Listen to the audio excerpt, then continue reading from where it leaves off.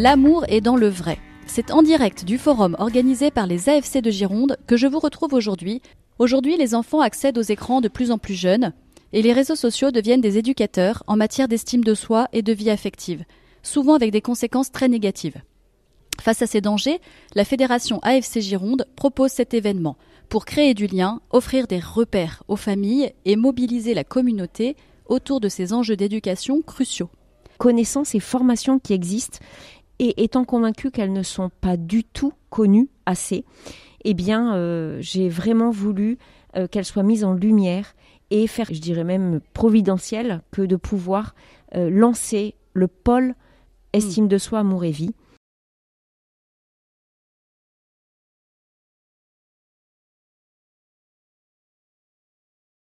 Et ce, vraiment, de manière apolitique et aconfessionnelle, parce que c'est un sujet qui nous touche tous, et que dans la société aujourd'hui, il y a peu de choses qui sont très très très positives. Et bien en tout cas, cet après-midi, on est là pour vous offrir que du beau, que du bon. Aborder avec les enfants assez jeunes le sujet du corps, de l'évolution du corps, de l'amour, du respect des uns et des autres, voilà, plein de notions qui sont hyper importantes à être abordées très jeunes. Nous, on invite les parents à avoir un discours assez fluide là-dessus avec leurs enfants parce qu'ils vont vite être confrontés à tout ce qu'offre la société aujourd'hui. Des choses qui sont bien, puis des choses qui sont quand même moins bien. Et en tant que parents, on a envie que nos enfants soient un petit peu armés. Donc vraiment, c'est important de commencer assez tôt en fait à parler. Là, pour le coup, on parle vraiment aux familles. Donc, c'est mon intérêt premier, c'est d'accompagner les familles dans ce qu'on vit quand on est famille, c'est-à-dire déjà la conjugalité, faite d'hommes et femmes, et puis nos enfants qui sont à la fois notre merveille et notre souci. Donc c'est bien ma tâche d'apporter les dimensions scientifiques à tout ça. Donc mieux comprendre ce qu'on peut apporter à un garçon pour l'accompagner pour qu'il devienne un homme, peut-être un époux, un père, ou une jeune fille, qu'elle devienne une femme heureuse et peut-être une épouse et une mère, c'est clé. Et donc mon travail, c'est de chercher ce qui a été écrit en nous biologiquement, qui nous aide à devenir ce que nous sommes. Moi, je suis psychologue, je suis psychothérapeute, donc je passe la majorité de mon temps professionnel à essayer de soigner ce qui a pu être des traumatismes en fait à plein de niveaux chez les jeunes et chez les beaucoup moins jeunes qui l'ont été un jour. C'est une super opportunité parce que je suis accompagnée de plein d'assauts et des éducateurs qui sont partants, intéressés, des jeunes qui viennent volontairement. On ne peut pas prendre soin de soi au niveau psy sans prendre soin sans prendre soin de soi dans ses relations et dans sa sexualité et son corps, c'est évident. On ne peut pas dissocier ces différentes parties de nous et être heureux. Peut-être dédramatiser ce sujet, en parler, au contraire en faire un sujet et en parler avec toutes les générations et que les générations puissent ensuite en parler entre elles. Je crois que c'est principalement ça. We Are Lovers, c'est une association de témoins, des jeunes qui parlent aux jeunes des risques associés à la consommation de pornographie, pour leur dire que le porno n'est pas un loisir comme les autres et qu'il y a des conséquences aussi bien relationnelles, sur le psychisme, sur la société plus générale, qui vont s'ancrer dans leur vie quotidienne.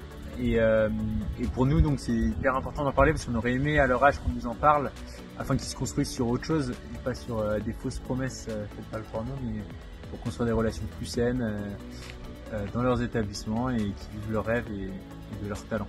Et devant cette situation de mal-être des jeunes qui se répand avec les réseaux sociaux et l'entraînement des autres qui leur donnent un petit peu l'espérance d'avoir une solution à tous leurs problèmes, eh bien, ils essayent de s'identifier dans le sexe opposé. Ils demandent aux adultes de les aider justement à faire ce qu'on appelle une transition de genre. Et moi, je suis ici pour donner des éléments de discernement aux parents, aux éducateurs, pour qu'ils puissent aider ces jeunes de façon constructive, parce que c'est notre responsabilité d'adultes d'accompagner ces jeunes, mais dans la réalité, et donc de les aider à surmonter leurs difficultés, d'aller chercher les raisons de leur mal-être pour les aider à se réconcilier avec le garçon et la fille qu'ils sont. Aujourd'hui, la société promeut ce qu'on appelle l'approche transaffirmative, c'est-à-dire le fait d'affirmer les jeunes dans le sexe qu'ils revendiquent en leur faisant croire qu'il serait possible de changer de sexe. Et en fait, on peut changer l'apparence, mais on ne peut pas changer de sexe. Et pour les enfants, c'est pareil. Dans un établissement scolaire, si un élève de la classe exige des autres qui l'identifient dans le sexe opposé, en fait, ils sont tous concernés. Et si les adultes accréditent auprès des enfants, ce qui est une utopie malgré tout, qu'on pourrait changer de sexe, eh bien, finalement, le message envoyé à tous les autres élèves, il est clair, c'est que le réel n'existe pas. Et que tout est une affaire de volonté, et qu'en fait, tout est mouvant, tout est fluctuant.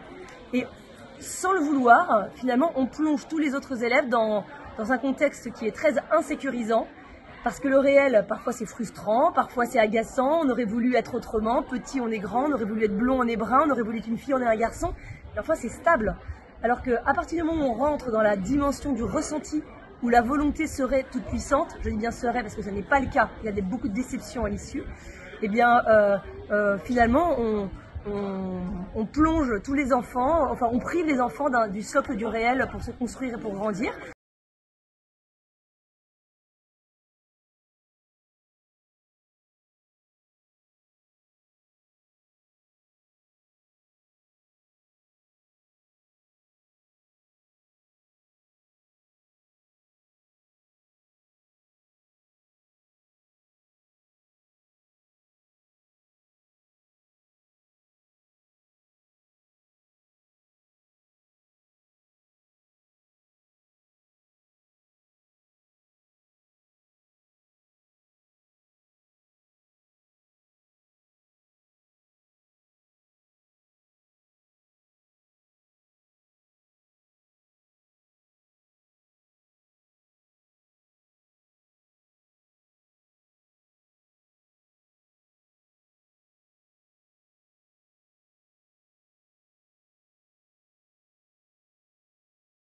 Là, on est quand même rappelé à une certaine réalité au travers des chiffres, au travers des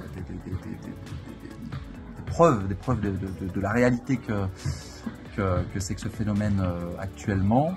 Et oui, ça ouvre les yeux, et puis ça ouvre un petit peu sur, alors l'urgence, c'est peut-être un bien grand mot, mais sur la nécessité d'aborder le sujet en famille, en tant qu'éducateur, assez rapidement, d'être le premier à prendre la parole, en tout cas sur ces sujets-là, avant que les références viennent d'ailleurs et qu'elles ne soient pas aussi saines. J'étais assez sensible à la question de transmettre à nos enfants le plus tôt possible ce qu'est le beau. C'est vrai que moi, en tant que parent, je viens chercher aussi des éclairages, des réponses sur tous les sujets qu'on connaît moins.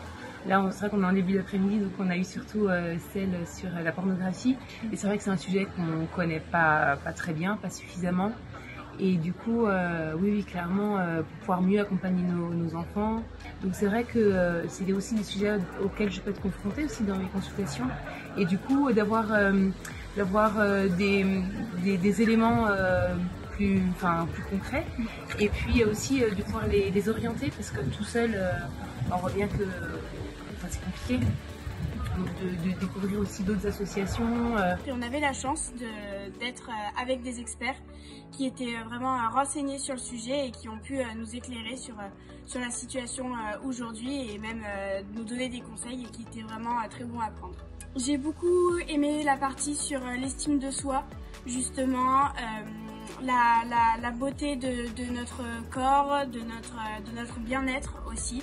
Et que finalement il faut vraiment se sentir bien dans ses baskets pour être en plein avec soi-même, quoi, j'ai envie de dire. C'était vraiment très enrichissant.